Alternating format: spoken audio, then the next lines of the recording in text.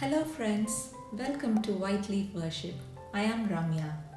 Recently, in my quiet time, I was reading Mark chapter 5 verses 21 to 42 about Jairus' daughter and the women with the bleeding problem.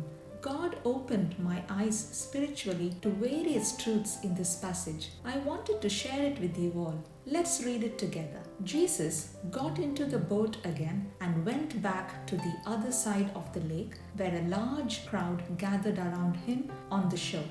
Then the leader of the local synagogue, whose name was Jairus, arrived. When he saw Jesus, he fell at his feet, pleading fervently with him. "My little daughter is dying," he said. "Please come and lay your hands on her, heal her so she can live."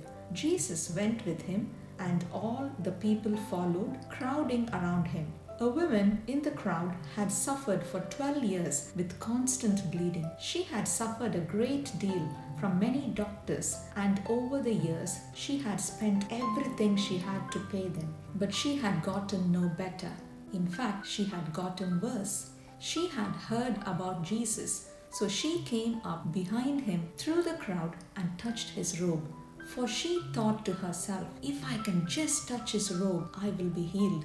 Immediately, the bleeding stopped, and she could feel in her body that she had been healed of her terrible condition. Jesus realized at once that healing power had gone out from him. So he turned around in the crowd and asked, "Who touched my robe?" His disciples said to him, "Look at this crowd pressing around you. How can you ask who touched me?" But he kept on looking around to see who had done it. Then the frightened woman, trembling at the realization of what had happened to her, came and fell to her knees in front of him and told him what she had done. And he said to her, "Daughter, your faith has made you well. Go in peace. Your suffering is over." While he was still speaking to her, messengers arrived from the home of Jairus, the leader of the synagogue. They told him, "Your daughter is dead. There is no use troubling the teacher now." But Jesus overheard them and said to Jairus, "Don't be afraid, just have faith." Then Jesus stopped the crowd and wouldn't let anyone go with him except Peter, James, and John, the brother of James. When they came into the home of the synagogue leader, Jesus saw much commotion and weeping and wailing. He went inside and asked, "Why all this commotion and weeping? The child isn't dead. She is only asleep." The crowd laughed at him, but he made them all leave, and he took the girl's father and mother and his 3 disciples into the room where the girl was lying. Holding her hand, he said to her, "Talitha kum," which means, "Little girl, get up." And the girl, who was 12 years old, immediately stood up and walked around. They were overwhelmed and totally amazed. Firstly, let's see about Jairus. He was the leader of the local synagogue. He was in a desperate state as his daughter was dying. He fell at Jesus' feet, pleading and asking Jesus to come and lay his hands on his daughter. Throughout the New Testament, the touch of Jesus is emphasized a lot. Jesus sets out to go with him, but is interrupted and delayed due to the crowd and the women with the bleeding problem. I wonder what was going through Jairus' mind. He must have been becoming increasingly impatient. The message comes that his daughter is dead. Even then, he listens to Jesus and goes home with Jesus. Jesus said that the girl was asleep. Hearing this, the crowd laughed. But Jesus miraculously brings his daughter back to life. The points of application in this incident is: one must humble before Jesus regarding their earthly position. Even though Jairus was the leader in the synagogue, he did not have any shame or think twice to approach Jesus.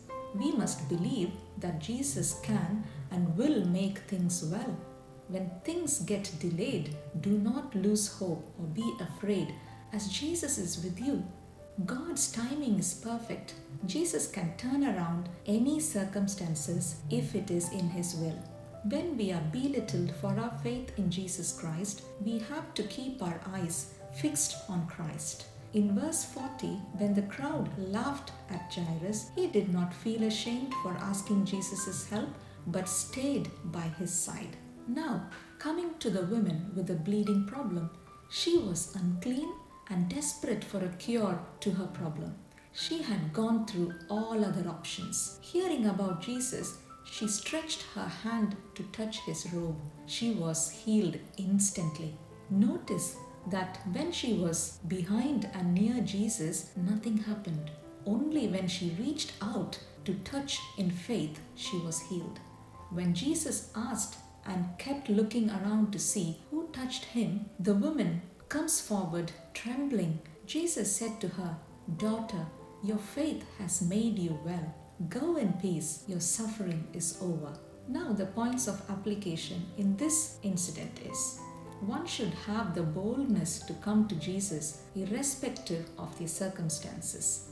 In this context, she would have been treated like an outcast as she was unclean. One should humble and submit fully to Christ.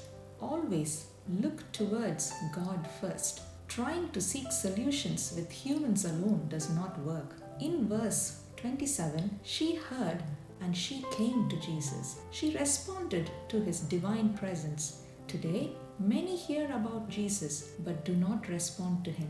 Have faith and reach out to Jesus and be assured he will make things work for good. Only faith releases God's healing power. Don't let your problems keep you away from God. No matter how impossible, he is ready to help. We have to be desperate, thirsty, and wholehearted for God to work in us for his glory. Verse 33 says, "The women came trembling in front of Jesus as she had touched his robe." This was despite there being a big crowd and her social status. This teaches us boldness to come and to be a witness in humility to tell others what the Lord has done in our life. In both incidents, people were crowding around Jesus. Today, there are many believers and Christians, but very few with real faith and boldness. We can learn several things about the nature of Jesus Christ from this passage. He did not mind being interrupted or being inconvenienced. We can go to him with all our burdens at any time. He was patient and filled with compassion for the needy, particularly those who show genuine faith by being bold enough to come to him. He is waiting for us to reach out in faith. Then the cure or solution to our problem is instant and complete. He knows it all and always does what is best for us. He tolerated the abuse from others. Example, when the crowd laughed in unbelief in verse 40. Many people will ridicule us for our faith, but that should not stop us putting our trust in him.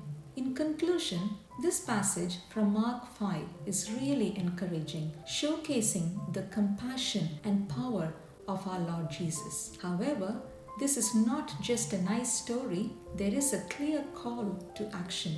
Have real faith, be humble, be bold, be wholehearted, seek God first and accept his will. May God bless you in your journey to complete faith in him. That's all for today. Thank you so much for listening. If you enjoyed this video and found it useful, please share this video with someone you know who will benefit from this. Take care and God bless you.